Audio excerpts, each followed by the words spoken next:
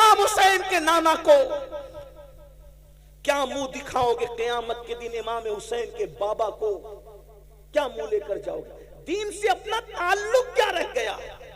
इमाम हुसैन ने बताया, एक तरफ अल्लाह का दीन हो और एक तरफ मासूम अली असगर जैसा 6 महीने का बच्चा हो, तो मैं दीन के सामने अपने बच्चे को नहीं देखूंगा, दीन बचाने के लिए मैं बच्चा भी कुर्बान कर दूंगा।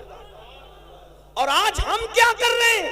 अल्लाह के दीन को पैरों तले कुचल रहे हैं, अल्लाह के दीन को पीठ के पीछे डाल रहे हैं। बताइए तो सही, हम यजीदियत के रास्ते पे कहीं ना कहीं चल पड़े हैं। इसलिए इतनी बड़ी कॉन्फ्रेंस जहां हजारों हुसैनी मौजूद है, सहाबा और अहलुल बैत के उशाक मौजूद है, मेरी गुजारिश है इस बात का एहसास करो कि हमारे लिए सबसे बड़ी चीज अल्लाह का दीन है, इस्लाम है, कुरान है, ईमान है। मेरे इमाम ने 18 साल का कड़ियल जवान शहजादे अली अकबर को कुर्बान कर दिया दीन के लिए, और हम 250 रुपए की चप्पल बेचने के लिए झूठी कसम अल्लाह की खा लेते हैं। कोई मोबाइल चोरी कर रहा है, कोई चप्पल चोरी कर रहा है, कोई सूद के धंधे कर रहा है, कोई हराम कारोबार कर रहा है। मुसलमानों बताओ, दीन से अपना ताल्लुक क्या रह गया? याद रखना, दीनदारी अपने अंदर पैदा करो। आज भाई भाई में इख्तिलाफ है, ये क्या हुसैनियत है? भाई भाई में झगड़ा है, ये क्या हुसैनियत है?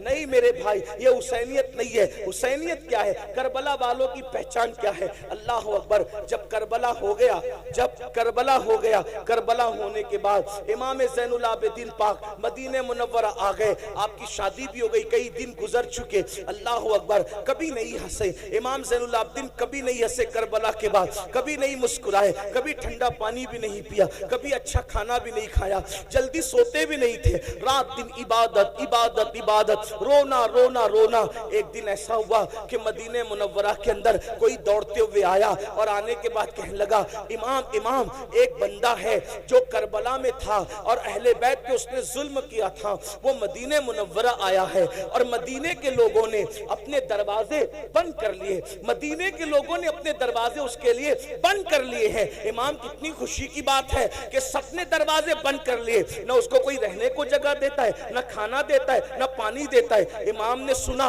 वो खुशी खुशी बता रहा था कि आप लोगों का दुश्मन, आप लोगों का कातिल, आपके घरों को उजाड़ने वाला मदीने आया तो मदीने मुनव्वरा में जलील हो रहा है, न कोई घर दे रहा है, न कोई खाना दे रहा है, न कोई पानी दे रहा है। मेरे इमाम ज़ैनुल आबिदीन सैयद सज्जाद मज़लूम करबला सैयदुल आबिदीन ज़ैनुल आबिदीन अबुल अइम्मा सैयदना इमामुल मुहद्दिसीन इमाम ज़ैनुल आबिदीन ने फरमाया, वो कहाँ है? उसको बुलाओ, उसको बुला के ला।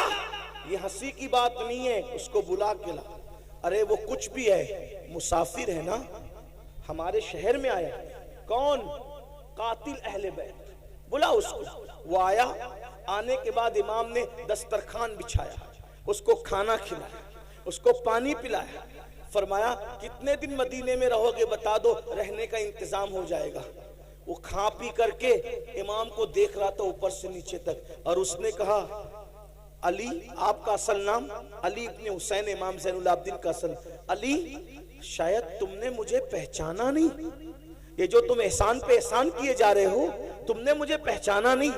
इमाम की आंखों में खून उतर आया, और खून उतर आया तो मेरे इमाम ने फरमाया, ये जो मदीने वालों ने दरवाजा बंद कर लिया, इनमें से कोई करबला में नहीं था। जो करबला में नहीं थे उन्होंने तुझे पहचान लिया, मैं तो करबला में मौजूद था। तू वही है ना? तेरे ही कहने से मेरी फूफियों के और बहनों के दुपट्टे छीने गए थे। तू वही है ना? तेरे कहने से मेरे गले में तोप डाला गया था, मेरी पीठ पर ताशियाने मारे गए थे। तू वही है ना? तेरे कहने से मेरे भाई अली असगर के हलक में तीर चलाया गया था। तू वही है ना? तेरे कहने पर इमाम ज़ैनुल आबिदीन ने फरमाया, मेरी पीठ के नीचे बीमारी में जो बिस्तर था वो तक खींच लिया गया था, चूल्हा तक लूट लिया गया था। तू वही है ना? वही है ना? वही है ना? उसने कहा, मैं तो वही हूं। कहा, जिन्होंने नहीं देखा उन्होंने पहचाना, मैंने तो तुझे देखा था, तेरे जुल्म सहे थे। कहा, फिर इमाम, जब आपने मुझे पहचान लिया तो फिर ये एहसान किस लिए कर रहे हैं? ارشاد فرمایا جو کچھ تو نے کیا وہ تیرے خون کی خباثت تھی، اور جو ہم کر رہے ہیں یہ ہمارے خاندان کی روایت۔ ہمارے دروازے پہ اگر دشمن بھی چل کے آتا ہے، انتقام تو اللہ لے گا تم لوگوں سے، لیکن چونکہ دروازے پر چل کر آئے ہو تو ہم تمہیں کھانا کھائے بغیر جانے نہیں دیں گے۔ یہ حسینیت ہے، یہ کربلا والوں کا کردار ہے۔ آپ کی امی سے آپ کی کتنی بنتی بھائیو وہ بتاؤ۔ امام زین العابدین اپنے بابا کو دکھ دینے والے اور اہل البیت پہ ظلم کرنے والے ظالم کو بھی چوکھٹ پہ بلا کے کھانا کھلا رہے، کہتے ہیں اللہ انتقام لے گا۔ آپ بتاؤ وہاں دشمن کے ساتھ یہ سلوک ہے، یہ امام حسین کی تربیت ہے۔ آج آپ تو اپنی امی کی کبھی احترام نہیں کرتے، آپ اپنے ابو کا احترام نہیں کرتے۔ نعت خانی کرنے والے کو 10 کی 20 کی 100 500 کی نوٹ لا کے دیتے ہو، مقرر کو لا کے دیتے ہو، پیر صاحب کو لا کے دیتے ہو، کیا ایسے خوش دلی کے ساتھ اپنے ماں باپ کو بھی لا کے دیتے ہو؟ کون سی حسینیت پر ہم عمل کر رہے ہیں؟ ماں باپ دوا کے لیے ترس رہے ہیں، ان کو کہتے ہو ڈوکری ڈوکرا بڈھی بڈھا، ہم تمہیں کتنا پالے کتنی پرورش کریں، کیا سب کچھ کما کے تمہیں پہ خرچہ کر دیں؟ ماں باپ کی بددعا لیتے ہو اور یہاں لا کے نذرانہ دیتے ہو۔ میں سچی بات کہنے والا آدمی ہوں، ایک بات یاد رکھنا، ماں باپ کی بددعا لوگے، کسی کی دعا تمہیں کبھی ترقی نہیں دلا سکتی۔ یہ بات میں حق کہہ جا رہا ہوں، انشاءاللہ یہ ہمارے مخدوم صاحب کے شہزادے میری تائید کریں گے۔ ماں باپ کی بددعا لے کر ماں باپ کا دل دکھا کے، چاہے سید صاحب کی دعا لے لو، چاہے پیر صاحب کی دعا لے لو، چاہے امام صاحب کی دعا لے لو، چاہے کسی ولی کی دعا لے لو، اگر ماں باپ ناراض ہے کسی کی دعا تمہیں ترقی پہ نہیں لے جا سکتی۔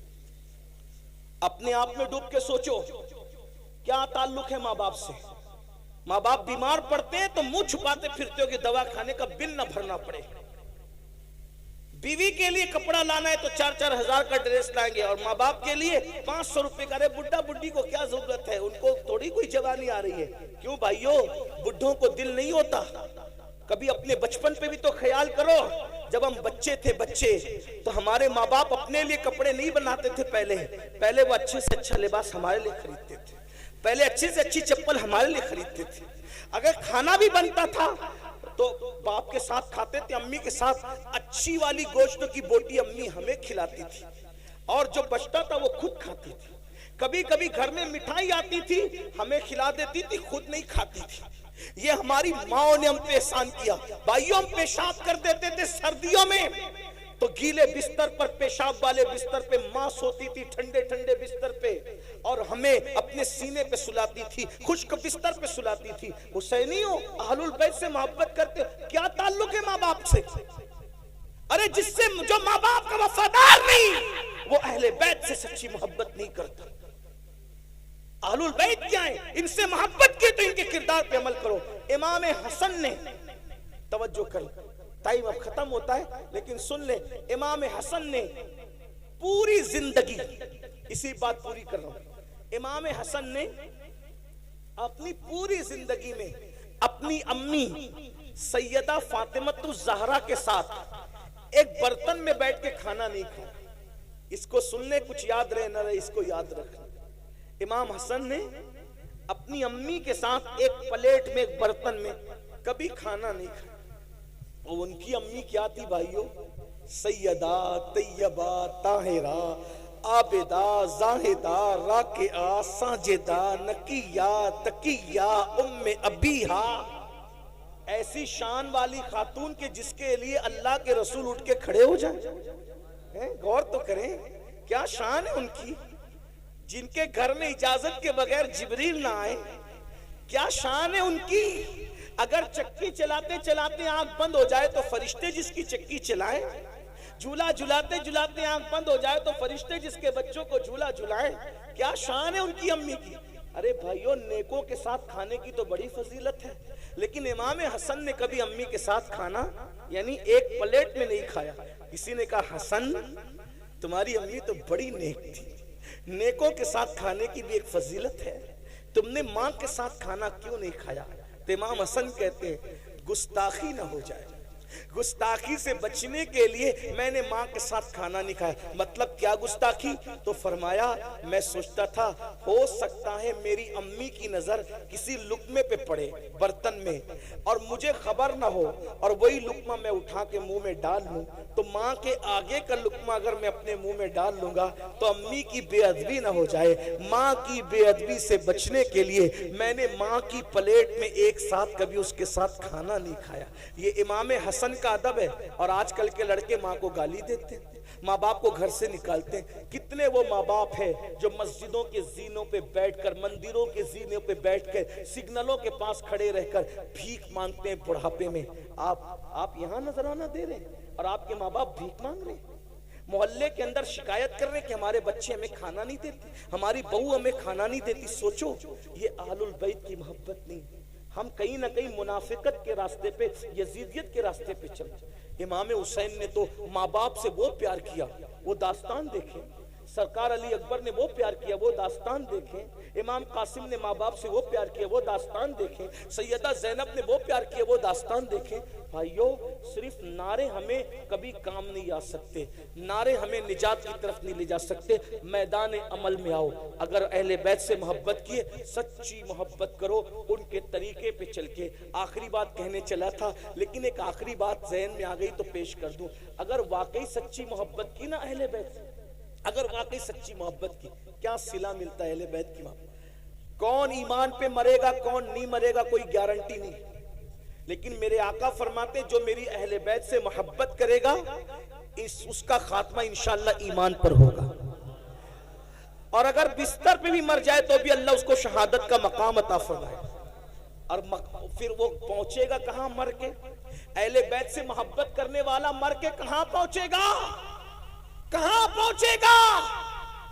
آقا ارشاد فرماتے جیسے دلہن کو سجا سوار کر دولہے کے گھر لے جایا جاتا ہے، ویسے اہل بیت کا محب مرتا ہے تو اس کو سجا سوار کر دلہن کی طرح جنت میں لے جایا جاتا ہے۔ کہاں پہنچے گا؟ امام یوسف نبہانی اپنی کتاب میں لکھتے ہیں، سن لو کہ جب امیر تیمور ان کا انتقال ہوا۔ امیر تیمور کون؟ مغل بادشاہوں کا مورث اعلیٰ، لوگوں نے ان کا نام سن رکھا امیر تیمور کا۔ امیر تیمور کا امام یوسف نبہانی لکھ رہے، بھائیوں میں نقل کر رہا ہوں ان کی بات کو۔ امیر تیمور کا انتقال ہوا، امام یوسف نبہانی لکھتے ہیں کہ اس کے بچپنے کے دوستوں نے اس کو خواب میں دیکھا کہ تخت بچھا ہوا ہے، اس پر اللہ کے رسول تخت پہ بیٹھے ہیں اور امیر تیمور حضور کے قدموں میں بیٹھا ہے۔ کہاں بیٹھا ہے امیر تیمور؟ حضور کے۔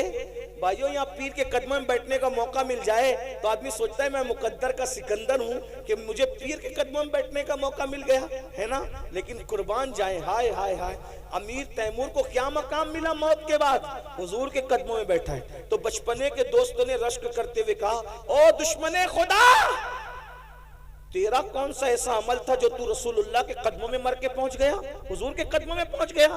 اس سے پہلے کہ تیمور کچھ کہتے آقا نے خود فرمایا، ارے یہ کچھ بھی تھا، میری اہل بیت سے محبت کرتا تھا، اس کو اس لیے مقام عطا کیا گیا۔ یہ اہل بیت کی محبت کا صلہ ہے۔ اس لیے میرے بھائیوں، گناہ سے توبہ کرو۔ آج کی محفل توبہ کی محفل بن جائے، گناہوں سے بچو، نماز کے پابند بنو، نماز کی پابندی کرو۔ اس لیے کہ امام حسین جب بے نمازی یزید سے نفرت کر سکتے ہیں، ہم نماز نہیں پڑھیں گے تو ہم سے بھی نفرت کر سکتے ہیں، ہم شراب پئیں گے تو ہم سے بھی نفرت کر سکتے ہیں۔ اس لیے سچی توبہ کرو، امام حسین کو خوش کرو، ان کے نانا کو خوش کرو، ان کے رب کو خوش کرو، راضی کرو، اپنی زندگی کو بدلو تبدیل کرو، اور خاص طور پہ اپنے بچوں کو علم دین سکھاتے ہو سکھاؤ، ساتھ ہی ساتھ دنیاوی علوم بھی ان کو سکھاؤ، ان کو ایجوکیشن دو۔ کب تک کے غربت میں زندگی گزارو گے؟ کب تک ان پڑھ رہ کر زندگی گزارو گے؟ کب تک جہالت کی وادیوں میں زندگی گزارو گے؟ اہل بیت کا پیغام یہ بھی ہے، اس پورے گھرانے میں کوئی چھوٹا موٹا پڑھا لکھا تھا نہیں، سب بڑے بڑے پڑھے لکھے تھے، اس لیے سب امام ہوئے۔ اتنے بڑے بڑے پڑھے لکھے تھے کہ امام اعظم جیسے امام کے بھی استاد اگر دیکھنا ہے تو آپ کو اہل بیت کے گھرانے میں ملیں گے، امام شافعی کے استاد دیکھنا ہے تو اہل بیت کے گھرانے میں ملیں گے، امام احمد ابن حنبل کے استاد، یعنی استادوں کی زندگی دیکھنا ہے تو وہ سب آپ کو اہل بیت کے گھرانے ملیں گے۔ تو آپ بھی اپنے بچوں کو پڑھائیے، تعلیم دیجئے۔ یہ غربت کی زندگی سے آپ کو نکلنا پڑے گا، اس لیے کہ تعلیم عام ہوگی غربت کا خاتمہ ہوگا، تعلیم عام ہوگی اچھی سوچ عام ہوگی، تعلیم عام ہوگی جرائم کا خاتمہ ہوگا، کرپشن کا خاتمہ ہوگا۔ یہ مت سوچو کہ ہمارے بچوں کو ہم کیوں پڑھائیں، بچوں کو پڑھائیں گے تو نوکری نہیں لگتی۔ میرے بھائیوں، ہم نوکری کے لیے بچوں کو نہیں پڑھاتے، ہم اچھا انسان بنانے کے لیے اپنے بچوں کو پڑھاتے ہیں۔ اس لیے اپنے بچوں کو پڑھائیے۔ اور ایک بات آپ سے کہتا ہوں، یہ برا مت ماننا، جتنی رقم آپ جلسوں پہ خرچ کرتے ہیں، جلسوں کے خرچے کم کر کے اتنی رقم آپ تعلیم کے نام پہ خرچہ کیجئے، اس لیے کہ تعلیم ضروری ہے۔ پہلی آیت جو آئی ہے وہ تعلیم کے حکم پر آئی ہے، اقرأ بسم ربک الذی۔ آپ علماء سے سنتے رہتے ہیں، اپنے بچوں کو SSC پڑھا کے یعنی 10ویں 12ویں پڑھا کے ڈراپ آؤٹ مت کرو، نکال مت لو، بلکہ ان کو اعلیٰ سے اعلیٰ تعلیم دو۔ دین پڑھا کر ان کو میڈیم اسکول کے اندر داخلے کراؤ، انگلش میڈیم اسکولوں میں داخلے کراؤ، دین کے ساتھ ان کو دنیا پڑھاؤ اور دنیا کے ساتھ ان کو دین پڑھاؤ۔ آپ کا بچہ IAS بننا چاہیے، IPS بننا چاہیے، وکیل بننا چاہیے، انجینئر بننا چاہیے، ڈاکٹر بننا چاہیے۔ کتنا بڑا المیہ ہے نا مسلمانوں، ہمارا بڈھا بھی مرتا ہے تو کافروں کا چہرہ دیکھتے دیکھتے مرتا ہے، اور ہمارا بچہ بھی پیدا ہوتا ہے تو کافر کا چہرہ سب سے پہلے دیکھتا ہے۔ آخری میں بھی کافر ڈاکٹر کا چہرہ دیکھا اور پہلے بھی کافر ڈاکٹر کا چہرہ دیکھا۔ کیا یہ نہیں ہو سکتا کہ ہمارے مومنین کلمہ پڑھنے والے بڑے بڑے ڈاکٹر ہوں، تاکہ بچہ پیدا ہو کے پہلے مومن ہی کا چہرہ دیکھے، اور ہمارا مرنے والا بڈھا بھی مرتے مرتے بھی کسی مومن کا چہرہ؟ یہ ساری باتوں پہ کب غور کرو گے؟ آپ تو برادری کے نام پہ لڑتے ہو، سلسلے کے نام پہ لڑتے ہو، محلوں کے نام پہ لڑتے ہو، چھوٹی چھوٹی باتوں پہ لڑتے ہو۔ بھائیو، یہ لڑو گے تو پھر آپ اس طرف سفر کب کرو گے؟ ستاروں کے آگے جہاں اور بھی ہے، ابھی عشق کے امتحان اور بھی ہے، تو شاہی ہے، پرواز ہے کام تیرا، تیرے سامنے آسماں اور بھی ہے۔ 8 گھنٹے کی بجائے 16 گھنٹے محنت کرو، لیکن یہ عہد کر کے اٹھو، امام حسین کے نام پہ، پنجتن کے نام پہ، ان کے نانا کے نام پہ کسی کو جاہل نہیں رہنے دیں گے، کسی کو ان پڑھ نہیں رہنے دیں گے، اپنے بچوں کو اعلیٰ سے اعلیٰ تعلیم دلائیں گے۔